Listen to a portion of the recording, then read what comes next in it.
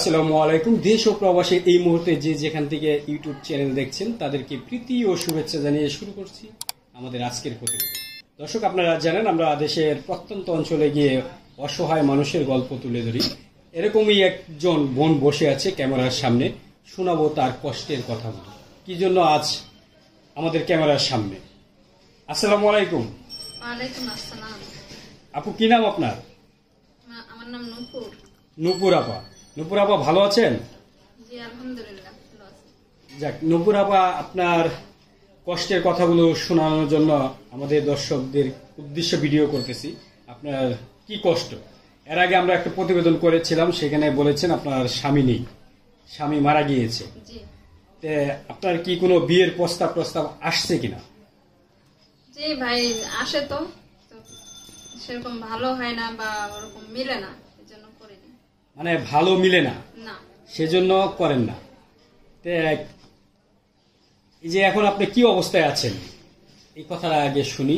আপনার দেশের বাড়ি তো গাইবান্ধা। হ্যাঁ, গাইবান্ধা কামারপাড়া গ্রাম। গাইবান্ধা কামারপাড়া গ্রামে। দর্শক, এই বোনটির এর আগে একটি প্রতিবেদন করেছি, এখন আমরা দ্বিতীয় ফলোআপ করছি। গাইবান্ধা কামারপাড়া গ্রাম। কামারপাড়া কি থানা? জি। আচ্ছা, না, কামারপাড়া থানা না, গাইবান্ধা থানা। গাইবান্ধা থানা, কামারপাড়া ইউনিয়ন গ্রাম। গ্রাম কামারপাড়া। আচ্ছা, তো এই যে ঢাকা কোথায় থাকে? ঢাকা থাকি কামরাঙ্গী চর, মাতবর বাজার স্কুলের পাশে। আচ্ছা বোন, আপনার কষ্টের কথাগুলো একটু বলেন। আমার কষ্টের কথা হচ্ছে যে আমার স্বামী মারা যাওয়ার পরে আমি অনেক কষ্টে আছি। মানে আমার শ্বশুর বাড়িতে আমার আর জায়গা হয়নি, আমাকে বের করে দেওয়া হয়েছে।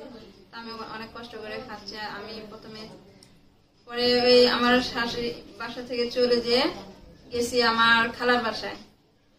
আমার খালা বাসা থেকে ওইখান থেকে আমি মানে পরে আবার ঢাকায় আসি একজনের মাধ্যমে। তার মাধ্যমে ঢাকায় এসে আমি এখন এই কামরাঙ্গী চরে টেলার্সের কাজ করি, সেলাই কাজ।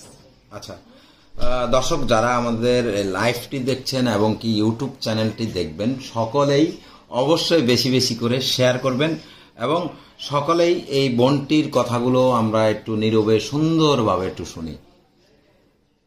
আচ্ছা, কামরাঙ্গী চর থাকে। আচ্ছা আপা, এই যে আপনি এর আগে একটি প্রতিবেদনে বলেছিলেন বয়স 50 কিংবা 60 হলেও বিয়ে করবেন। তো এই যে 60 বছরের যুবকের বৃদ্ধর কাছে কেন বিয়ে বসতে চান? আপনার কি কোনো শারীরিক কোনো সমস্যা আছে, না আপনি সুস্থ আছেন? না ভাই, আমি তো সুস্থই আছি। বিয়ে বসতে চাই কেন, মানে ওই বেশি বয়সের লোকেরা হয়তো কিছু করে দিতে চায় আর কি। কম বয়সের ছেলেরা তো বিয়ে করে মনে করেন মানে টাংখাং করে। আর হয়তো বয়স্ক লোকেরা, হয়তো আমার যেটা ধারণা যে বয়স্ক লোকেরা ওরকম কোনো কিছু করবে না, হয়তো মেয়েটাকে বিয়ে করে বা কিছু করে দিবে, বাড়ি ঘর করে দিবে। আমি সেটার জন্য আর কি বলতেছি, মানে আমার তো কিছু নেই। তাহলে কি আপনি লোভে পড়ে বৃদ্ধ লোকের কাছে না বিয়ে না, বসতে চান? সেটা লোভে পড়ে না। আমার বলতেছি আমার কেউ নেই, আমার শুধু মা আছে। আমার যে বাড়ি ঘর কিছুই নেই। যে আমাকে বিয়ে করবে সেজন্য আমাকে একটু মানে থাকার মতো জায়গা, সেটা তো আর একজন 35 বছরের যুবকও করে দিতে পারে। হ্যাঁ, যে যুবকেরা যদি করে দেয়, যুবকরা বিয়ে করবে, মানে আমার বয়সের ঊর্ধ্বে, আমার বয়সের নিচে হলে তো আর সেরকম মানায় না। আপনার বয়স বর্তমানে কত? 27। 27 বছর। তাহলে 27 বছরের একজন মেয়েকে তো 30 বছরের ছেলেও বিয়ে করতে পারে, তাই না? আমি বলছি এখন 30 বছর হোক আর 32 বছর হোক, বা এখন যদি বলে 20 বছর ছেলে আসে যে আপু আমার বয়স 20, আপনাকে পছন্দ লাগছে, আমি বিয়ে করতে চাই, করবে। তবে আমার কাছে আসতে হবে, আমাদের বাসায় কথা বলতে হবে, তারপরে। আপনার যে চেহারা, সেটা 20 বছরের যুবকও পাগল হতে পারে, কারণ আপনার মাশাআল্লাহ চেহারা অনেক সুন্দর, দেখতে সুন্দর, এখনো স্মার্ট। আপনি কত বছর সংসার করেছিলেন? সংসার করছি 10 বছরের মতো, 10 এরকম হবে আর কি, 11। 10-11 বছর সংসার এরকমই হবে। এই যে 10-11 বছর সংসার করার পরে আপনি স্বামী ছাড়া আজ কতদিন? স্বামী চলে গেছে 1 বছর 3 মাস। 1 বছর 3 মাস ধরে স্বামী ছাড়া। এই যে আবার নতুন করে বিয়ে শাদী করতে চান, আপনার মেয়ের বয়স 7.5 বছর বলেছিলেন। এই যে আপনার মেয়ে কি আপনার এই স্বামী কি মেনে নিবে? এরকম যদি কোনো লোক বলে যে না আমি বাচ্চা মেনে নেব না, আমি সেরকম লোকের কাছে আমি বিয়ে করবো না। আপনার মেয়ে কি বাবা হিসাবে মেনে নেবে কিনা? না, নেবে। আপনার মেয়ে তো এখন 7.5 বছর, অনেক কিছুই বুঝে। হ্যাঁ, বোঝে, কিন্তু আমার মেয়ে মেনে নেবে। জানে আমার মা কষ্ট করে বিয়ে করছে, মানে আমাকে কষ্ট করে বড় করতেছে। আমার মেয়ে আমার কথা মতো কথা শুনবে। জি ভাই। তা আসলে আমাদের ইউটিউব চ্যানেলে এসে অনেক নারীরাই বলে যে আমি একজন 40-50 বয়সের লোকে বিয়ে করব, এরকম করে অনেক লোক প্রতারিত হয়েছে। অনেক লোক বলে কিনা সেটা তো আমি জানি না, প্রতিবেদন কারে বলে সেটাও আমি বুঝি না। আমি জানি ভিডিওতে বললে নাকি সাহায্য পাওয়া যায়, আমি সেই জন্য কিন্তু আমি আসছি, বুঝছেন। প্রতিবেদন কি এগুলো তো আর আমি বুঝি না। মানে প্রতিবেদন কি সেটা আগে বুঝতেন না? না, আগে বুঝতাম না। এই যে এখন এই প্রতিবেদন আপনার কে অনেক লোকে দেখবে, দেশে কিংবা প্রবাসে, যেখান থেকেই দেখবে, আপনাকে প্রচুর লোকে ফোন করবে। তা আপনি এই যে জেনে শুনে তো আজ আমাদের প্রতিবেদনে এসেছেন, তা আপনার সাথে কোনো যোগাযোগের কোনো ব্যবস্থা আছে কিনা? হ্যাঁ ভাইয়া, আছে। দর্শক, আপনি কি এই ভিডিওতে কোনো মোবাইল নাম্বার দিতে চাচ্ছেন? জি ভাই, আমার মোবাইল নাম্বার দিতে চাচ্ছি। আচ্ছা, মোবাইল নাম্বারটি আমরা পরবর্তীতে দিয়ে দেব। তা আপনার বর্তমান বয়স এখন 27 বছর বলেছিল। দর্শক, এই বোনটির বয়স এখন 27 বছর। এই নূপুর আপাকে আপনারা যেখান থেকে দেখছেন, নূপুর আপা এই প্রথম ভিডিওতে এসেছেন, খুবই অসহায় হয়েই ভিডিওতে এসেছেন।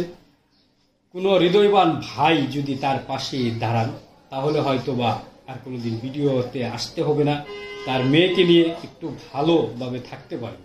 তো এই যে আপনাকে যে বিয়ে করবে, আপনি তাকে কি দিবেন?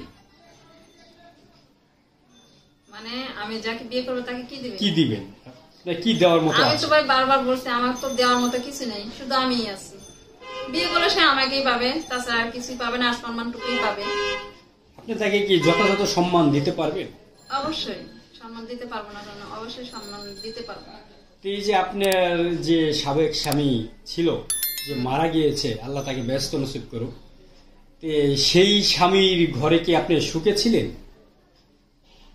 না ভাই, সুখে ছিলাম না। সেই ঘটনাটা একটু যদি বলেন। সেই ঘটনা সুখে ছিলাম না কেন? মানে আমার শাশুড়ি খুব উঠতে বসতে কাম কাজ করতে মানে অনেক করতো, টর্চার করতো আর কি, মানসিক অশান্তি মানে করতো। আপনার স্বামী কি? আমার স্বামী করতো না সেরকম, মানে মাঝে মধ্যে একটু মায়ের কথা শুনে আমার সাথে একটু ভেজাল করতো, পরে আবার ঠিক হয়ে যেত, বুঝতে পারতো যে না আমার মা এরকম করতেছে, পরে তখন আর কিছু বলতো না। মানে শাশুড়ি নির্যাতনে? হ্যাঁ, আমি সবসময় আমার শাশুড়ি ভয়ে ভয়ে থাকতাম আর কি। এই যে এখন যে আপনাকে বিয়ে শাদী করবে, তার সেই ঘরেও যদি শাশুড়ি এরকম হয়, তাহলে কি করবে? তাহলে ভাই এখন কি করবো? আমি তো আর আগের বার আমার স্বামী থাকতে তার আমি বের হয়ে আসি নাই, কষ্ট করে থাকবো, তখন মেনে নিতে হবে যে আমার ভাগ্যটাই মনে এরকম। একজন বাঙালি নারী তো স্বামীর কাছেই থাকতে পছন্দ করে। আমার স্বামীর কাছেই থাকবো, তারপরও আমি তো আর আমার স্বামী থাকতে তো আমি কখনো চলে আসিনি, আমার স্বামী মৃত্যু হওয়ার পর আমি চলে আসি। আচ্ছা, এই যে আপনাকে বিয়ে শাদী করবে, 30 বছরের যুবকই হোক কিংবা 60 বছরের বৃদ্ধই হোক, এই যে যদি কেউ 60 বছরের আসলেই প্রকৃতপক্ষে আপনাকে বিয়ে শাদী করে, তাহলে তাকে কি সেবা যত্ন করবেন, না আদর ভালোবাসা দিয়ে তাকে? হ্যাঁ, তার সেবা যত্ন করবো, আদর ভালোবাসাও দেবো। তখন তো আপনার এখন ভরপুর যৌবন, সেই যৌবনের স্বাদটা কি আপনি তার কাছ থেকে পাবেন? সেটা তো আমি এত কিছু তো আর বলতে পারতেছি না, দেখা যাক। দর্শক, শুনলেন এই নূপুরের কষ্টের কথাগুলো, এবং যে নূপুর কি বিয়ে শাদী এবং ভালোবাসা দিবে তাকেই সে গ্রহণ করতে চায়। আসলে দেখেন বোন, এই ভিডিওতে এসে অনেকেই অনেকের সাথে প্রতারণা করেছে, আপনি এরকম প্রতারণা করবেন না তো? না ভাই, আমি প্রতারণা করবো না কারোর সাথে। প্রতারণা কাকে বলে আমি সেটাই বুঝি না, প্রতারণা করবো কিভাবে?